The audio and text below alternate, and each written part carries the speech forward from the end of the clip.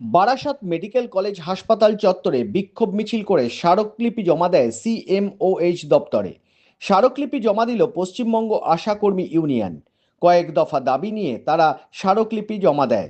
তাদের দাবি, অতিরিক্ত কাজের বোঝা কমাতে হবে, সমস্ত আশাকর্মীদের বেতন বৃদ্ধি করতে হবে, কর্মরত অবস্থায় আশাকর্মীদের যদি মৃত্যু হয় তাহলে এককালীন 5 লক্ষ টাকা দিতে হবে।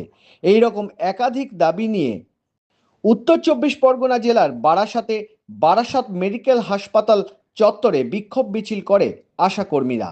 সিএমওএইচ দপ্তরে স্মারকলিপি জমা দেয় পশ্চিমবঙ্গ আশাকর্মী ইউনিয়নের সদস্যরা।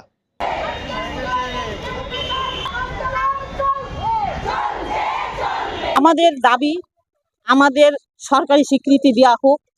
কারণ যে সরকারি একটা স্বীকৃতি দিলে অন্তত আমরা খেয়ে পরে অন্তত বেঁচে থাকতে পারবো। আমাদেরও একটা জীবন, সেই জীবন চালাতে গেলে যে আজকাল বাজারিক যা উন্নত যে কাজ চলতে গেলে যে টাকাটা দরকার, আমাদের 15,000 টাকা করা হোক মাসিক বেতন। তারপরে কথা হচ্ছে আমাদের ঘাড়ে যে যত কাজ চাপাচ্ছেন, এত কাজের আমরা অসুস্থ হয়ে পড়ছি। কারণ সেই আমাদের হিসাব কেউ কাছে দিতে পারছি না।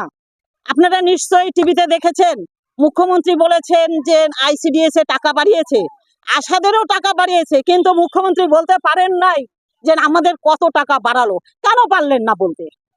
কেন পারলেন না বলতে? আমাদের 5,500 টাকা যে করেছেন, 5,500 টাকায় কি একটা সংসার চলে?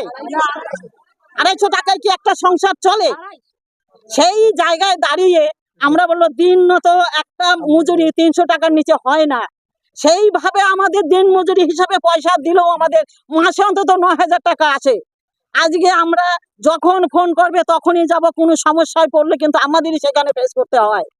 মা বাচ্চার যে পরিষেবাগুলো আমরা দিচ্ছি, সেই দিন হোক রাত হোক সবসময় আমরা দিয়ে যাচ্ছি, সেখানে অন্তত আমরা পারিশ্রমিকটা পাই। আমাদেরও তো সঙ্গে পেট আছে।